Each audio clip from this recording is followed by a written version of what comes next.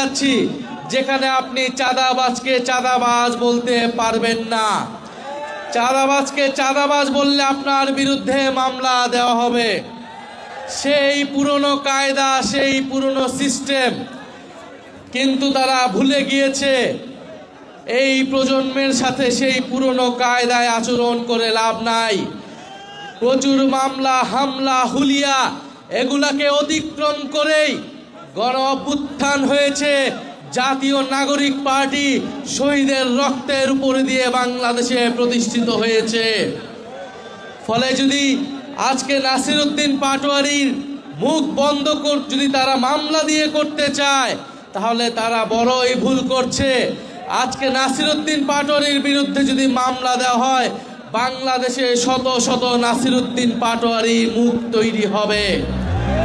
পুরো বাংলাদেশ চাঁদাবাজদের বিরুদ্ধে রুখে দাঁড়াবে, রাজপথে দাঁড়িয়ে যাবে।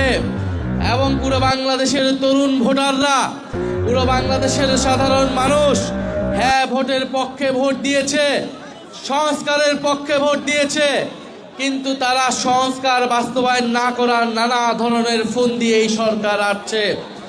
তারা গণভোটের বৈধতাকে আদালতে নিয়ে যেয়ে প্রশ্নবদ্ধ করছে আদালতকেও এবং গণভোটকেও। আমরা আর অপেক্ষা করছি, যদি 12 তারিখ অধিবেশনে সংস্কার পরিষদ গঠিত না হয়, যদি সংস্কারের জন্য উদ্যোগ গ্রহণ না করা হয়, আপনারা আমরা যারা হ্যাঁ ভোট দিয়েছি, নিজেদের ভোটাধিকার, নিজেদের অধিকার রক্ষার জন্য আমাদেরকে আবারও রাস্তায় নামতে হবে। সেটার জন্য আপনারা প্রস্তুত থাকবেন ইনশাল্লাহ। আমাদের সাথে ইলেকশনে যে ইঞ্জিনিয়ারিং হয়েছে, ইলেকশনে ফলাফলে যে কারচুপি হয়েছে, তার প্রত্যক্ষ উদাহরণ জনাব নাসিরউদ্দিন পাটোয়ারি, জনাব সার্জিস আলম এবং আমাদের দিনাজপুর আহাদ ভাই, ওনাদের ফলাফলে কারচুপি করে ওনাদেরকে হারিয়ে দেওয়া হয়েছে। এছাড়া 11 জোটের নেতৃবৃন্দদের, বিভিন্ন দলের এমপি প্রার্থীদেরকেও হারিয়ে দেওয়া হয়েছিল। আমরা গণতন্ত্রের সাথে, রাষ্ট্রীয় স্থিতিশীলতার স্বার্থে এই ফলাফল নিয়ে আমরা 2টি শপথ নিয়েছি, কিন্তু সরকার দল যারা সরকার গঠন করেছে তারা 1টি শপথ নিয়েছে।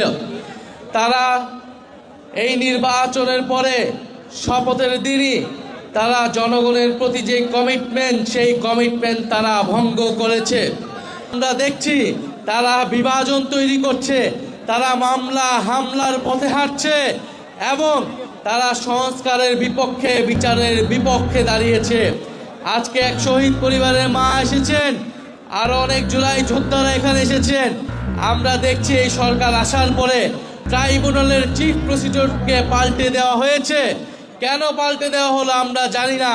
একজন দলীয় ব্যক্তিকে, একজন অযোগ্য ব্যক্তিকে চিফ প্রসিকিউটর দিয়ে এই বিচার, এই জুলাই গণহত্যার বিচারকে প্রশ্নবিদ্ধ করার চেষ্টা করা হচ্ছে।